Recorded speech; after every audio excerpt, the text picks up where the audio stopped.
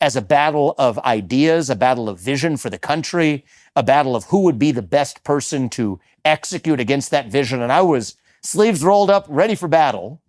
And then I realized that people didn't even view me as being in that battle, which ended up being the first battle of the campaign itself. The first 5 months was making the case not for my vision, not for my candidacy or my ability to execute, but for my ability to even be relevant in the first place.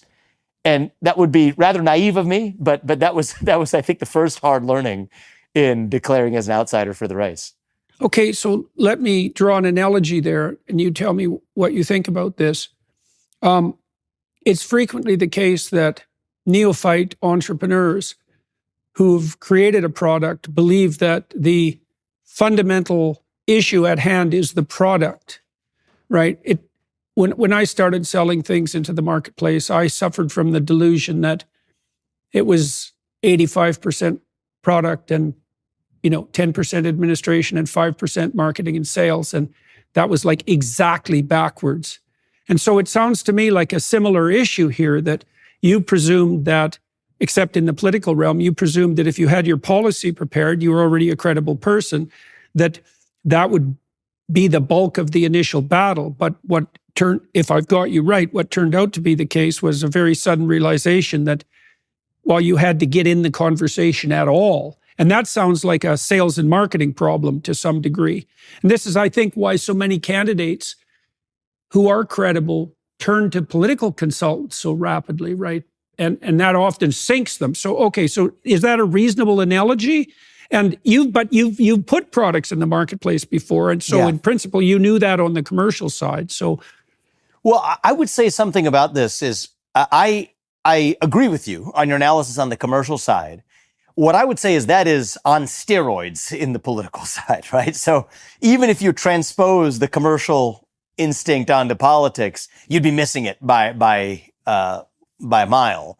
The other thing is I came from industries that were a little bit different. I haven't really been in a consumer products industry or in the media industry. I mean, the industry that I spent the most time in was developing drugs for diseases that pharma had ignored systematically.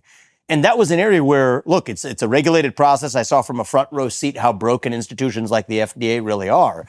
But it's not an area where if you're pre-commercial, and everything that I did was in the research and development phase, not in the commercial phase, as entrepreneurs go, I actually did not necessarily have that same experience as many consumer interfacing entrepreneurs. So that may be idiosyncratic to me. And then I would say even for consumer interfacing entrepreneurs, and Strive was a little bit closer to that because that's a fund management company that competes with BlackRock. I had some of that experience. It was nothing close to what the importance of that is in politics. It was all about, to call it sales and marketing in some ways undersells the problem. Because sales and marketing is once you're there, how much do you amplify how many people hear your message?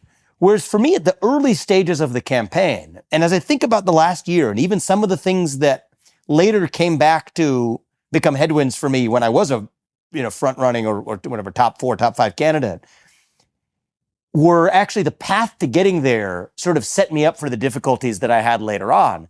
But the first challenge was not even selling or marketing your message more effectively. It was literally like nobody would know that I was running for US president, even though I was running for US president. So it was just getting on the map or being heard in the first place. I just talked to Dean Phillips, and his campaign obviously came to an end. For those of you watching and listening, Dean Phillips was until recently running against Biden on the Democrat side, and he faced this problem in spades. I think he probably faced all the problems you faced, plus the additional problem was that he was absolutely 100% shut out of the entire Democrat apparatus. People were literally told that if they worked for him, they would never do anything politically again in their life. And then also he had to face the same reaction from the legacy media. And so he didn't get it. And I don't think that he was attuned well enough to the alternative media, let's say, the podcast crowd and all that, to capitalize on that quickly. Plus, they tend to tilt more in the classic liberal conservative direction anyways. Okay, so you had to face this problem of getting on the map at all. So how did that unfold? So one of the things I did, and this is where, I took good advice. You were one of the early people who offered a reflection on this. And, I said, what's the downside in trying it? Makes a lot of sense to me is if the traditional media is ignoring you, go to the non-traditional media as a way to reach the people.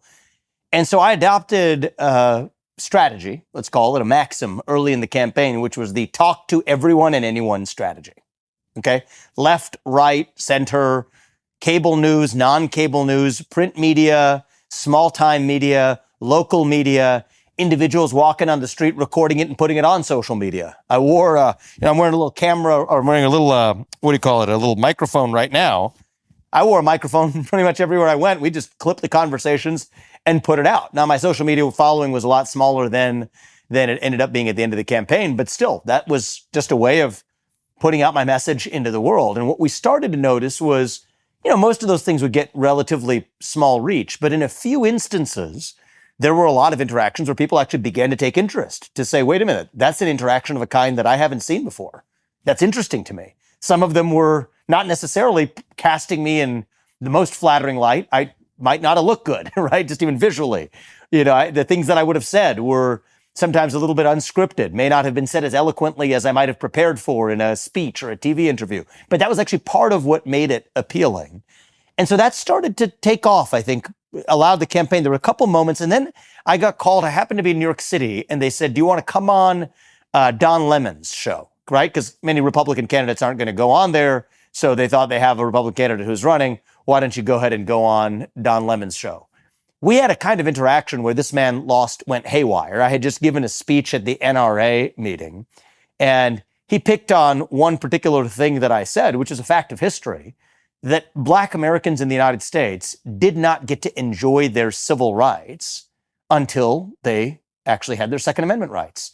And the first anti-gun laws that were passed in the United States were designed to keep guns out of the hands of Black Americans. And that was part of a broader historical trend where even countries like China or Iran or other countries around the world that claim to offer the same Bill of Rights that the U.S. offers don't have a Second Amendment. And so Don Lemon, and the funny thing happened, actually, I thought this would be a bit of an aside, but I'll offer it. They said there was a list of topics. See, these are some of the tricks that the mainstream media plays. It was really interesting. There was a whole litany of topics. They said, this is what they would like to talk to you about. I forget what it was. It was something related to China policy, which, I believe that the U.S. needs to declare independence from China. They gave a couple of others, but I specifically remember that being one of them.